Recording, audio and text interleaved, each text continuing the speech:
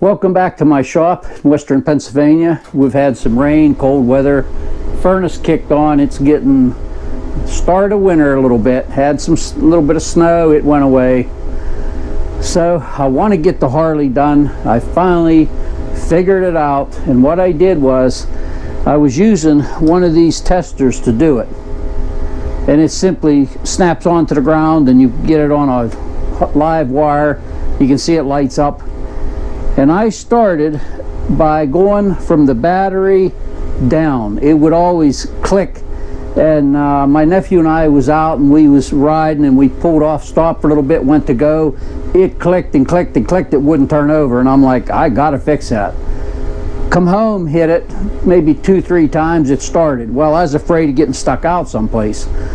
So I started and got the wiring schematics out of the book, laid it out here, and I started from the battery, the power down. Found out, just followed it up. One of them wires goes up to the ignition switch. You turn that on, then you hit the button, then it goes back down here. It goes up through the handlebar, then back down, and it's connecting to a hot wire to the wire that goes down to the voltage or the starter relay. Starter relay. It has a little relay inside. This is the old one. And it has power in 2 places on this thing. I had to really look at it and study it. But it has 2 power places. When you hit the button, it powers over here on the right. There's 3 tabs. The power comes in here, then goes over to here. What it does is then there's a wire here. When you hit the button, this wire gets hot and it goes over to the solenoid on the starter. So that's what I found out after studying it and looking at it. Bought a new one, put it on. And another thing I did to this before I tried it was, this is mounted on the bottom bracket of the battery, and this bracket is rubber mounted. There's 2 bolts underneath that hold it that goes into the bottom of the oil tank. There's a tab comes down and it bolts. So there's only them 2 bolts back there and this and that. I know it's getting ground, but I thought I'm going to put my own ground wire on. So right up in here you can see there's a yellow, and that's heat shrink stuff. It's a blue wire, and I put it from there and I put it straight up to here to the negative terminal on the battery. Now I've got a real good ground in this, right on this, because this, when I had it out and I was playing with it, this has to be grounded. So I did that and had it all done, and I had bought a lot of extra parts for that. I thought, you know, 50 years old, I put the starter, the solenoid, can't even remember what all I put on there, but I put that all new. So it's all new. And then now I have it up on the bike lift, and they tell you don't ever start the bike on this bike lift. Well, I have it strapped down and I have that extra brace to bring it up level, so I'm not going to start it. I would never run it on here, but I gotta hit it to try to see if it works. And I turn it on.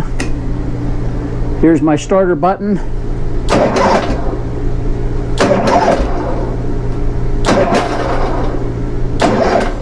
Every time I hit it, it turns the engine over. So that was my trouble. It took me a while to get to it and that, because we had some beautiful days, and I said I gotta let this go, and I got outside work to do before winter. We're getting ready for winter. I said there was some stuff fixing up around the edge of the roof, stuff like that. I got all that done. I really wanted to get it done, so I got that done. 20 bucks for one of these. But I put a new starter, like I said.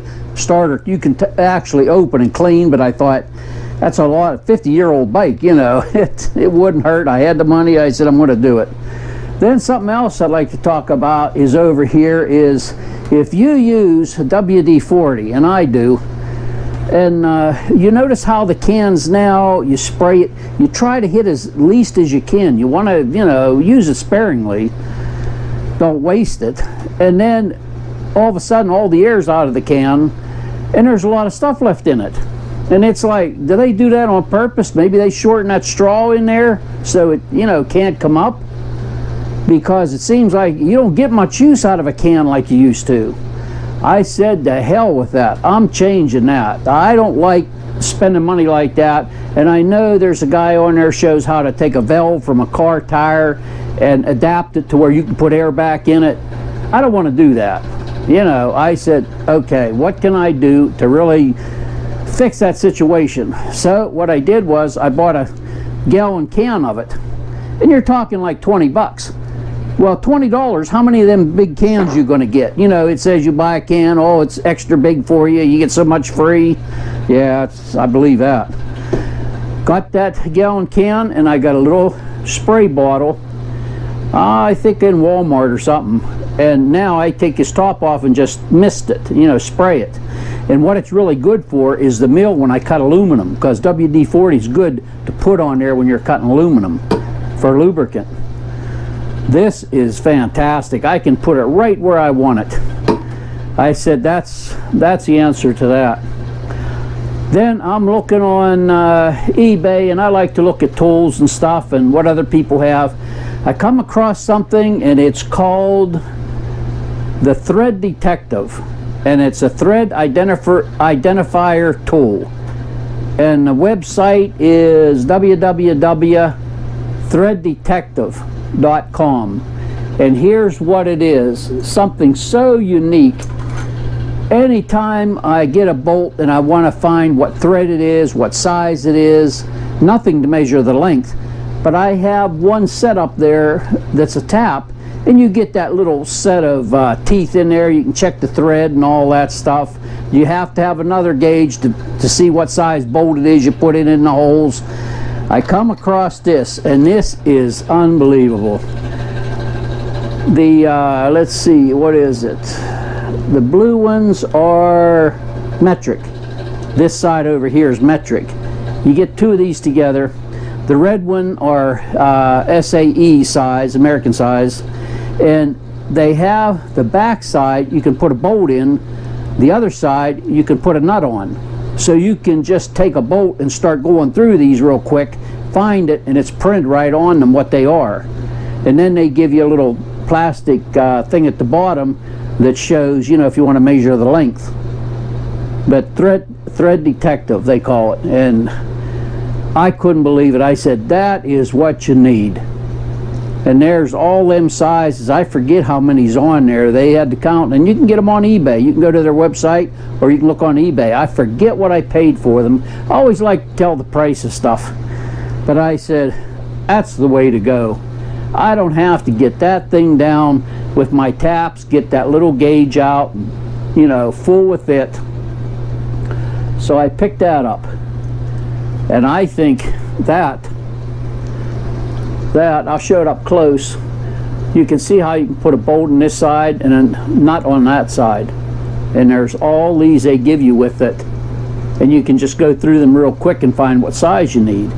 And I can hang this right here, and I'll put it over here someplace, you know, and I just lift it out. I don't even have to take it down, just lift it out, put the bolt or nut on them, and see what size it is.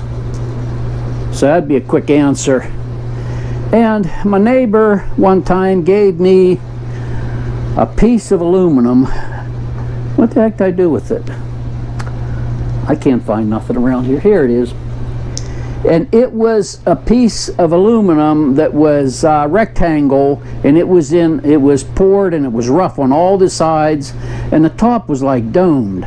And I thought, I want to use my milling machine. I have a bigger cutter I bought with 4 blades in. So I'm starting to cut on it. I put it in there and started cutting, and I played with feeds and speeds and that. Well, this is hand, so I'd feed it real slow just to try it out, and it was jumping. It didn't want to cut. I watch guys on YouTube, man, when they have theirs, they're flying through there. So I started cranking it pretty fast. Man, it went right through there. Then I found I could take a lot deeper cut. So I fooled around with that out here, made it beautiful. I even did the ends with an end cutter too, end mill cutter. And I left a little bit of roughness right here because I wanted to keep this as big as I could have it. But that was all real rough, just poured, and I don't know what he ever had it for. And I did that, I was doing that. And then this little package has a great big set for checking threads. If I'd happen to want it, I thought, I'm gonna pick it up. I think it was like 10 bucks, and you get that, and you get a couple of these other things like 60 degree and a 55 degree, and it's for threads and stuff. It's more for the lathe. I picked them up. I have one. I picked up some more. But that's what I've been up to. I fooled a lot with it. I just wanted to play with it and fill it out, and man, it cuts nice. But I'll tell you what, it makes a lot of dirt. Man, there's stuff all over here. I got a piece of plexiglass I picked up. I'm going to try to make a screen for behind it and on the side some, because this little shield on it, that ain't catching, that's catching a lot of stuff. And another thing you need is, like I said before, the gloves. You need a pair of gloves, because that puts out, if you cut steel, it puts out little wickers. Man, you get them in your fingers. So I got a decent pair of gloves. And then a long time ago, when the guy gave me the lathe, he gave it to me because I was helping him. And he gave me this apron, and it's from the company, Outlaw Performance, that those guys used to have. Now they're like a manufacturer. But I went to school with the owner and his brother and know them for a long time. He gave me this apron. I started wearing it. You need it. You need an apron when you run this thing. Even with that shield on there, you'll get them stuck in your shirt.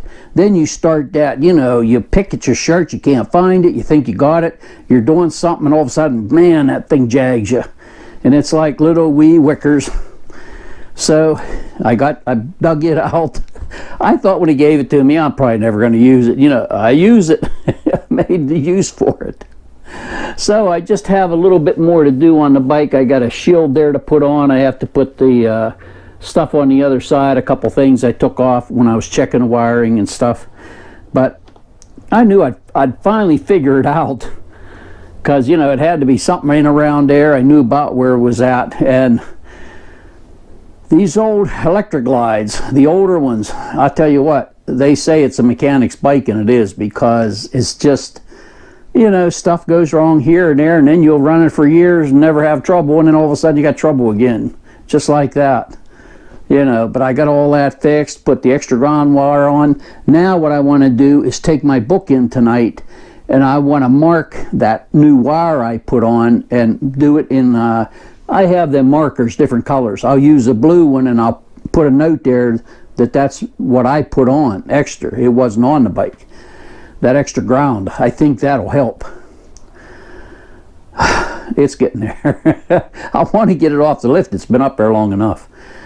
And Lois told me we're supposed to get a couple days in the 50s. She said she didn't know if it was going to rain, but up around 50. If it gets up around there, I'd like to take both bikes out here and wash them before winter. Bring them in, that way I can detail them. Then I got some more in here I want to arrange and get straightened up. I got a lot of cleaning up. Then I can get to the Suzuki, try to fix it, that idling issue. That's going to be a pain, but I'm going to try it.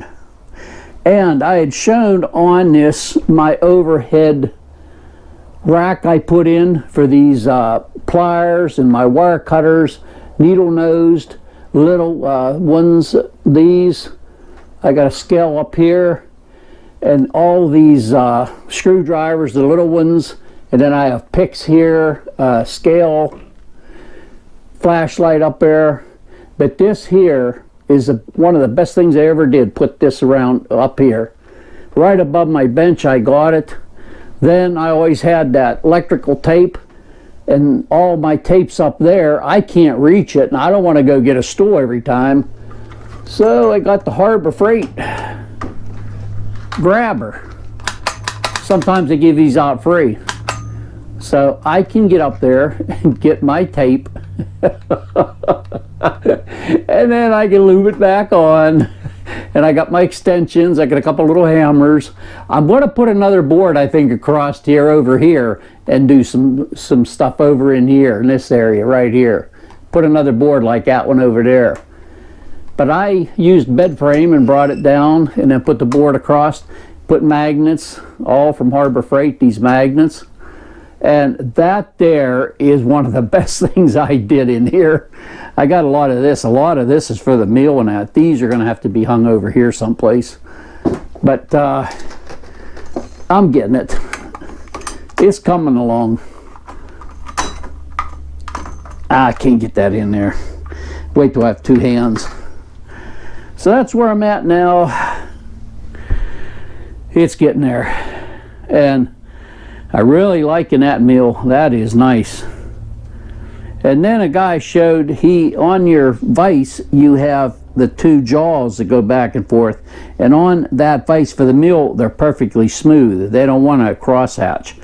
That way it clamps it good and straight and holds it straight. And a guy showed on there, he had made two out of aluminum with a 45-degree groove down across there. He did. And he just sets them in there. Then he can put a dowel rod in there, you know, anything round, a piece of metal that's round that you want to maybe put a flat or do something with it. You can put it in there and it goes in that groove. I said, oh, that's slick, so I'm going to make one of them. But I've been watching a lot of YouTube on that kind of stuff, and a lot about, I usually don't talk about it, about Trump and Biden. Oh man, I don't even want to think about that. I stay out here and just put my head down. It's like when I used to go to work. Put your head down and plow through it and get out of it. Wait for the next people to come. But all in all, I got the Harley. I just put a few things on it and I am done. And I want to take the battery back out and put a good charge, you know, clear up, make sure it's okay. I'll put it on for overnight. We get a decent day where it's like 50, it ain't raining, I can go for a ride. I got my clothes that I put on where I don't get no air through. I got to take it for a ride and try it out. So, one down, one to go. As I always say, have a good day.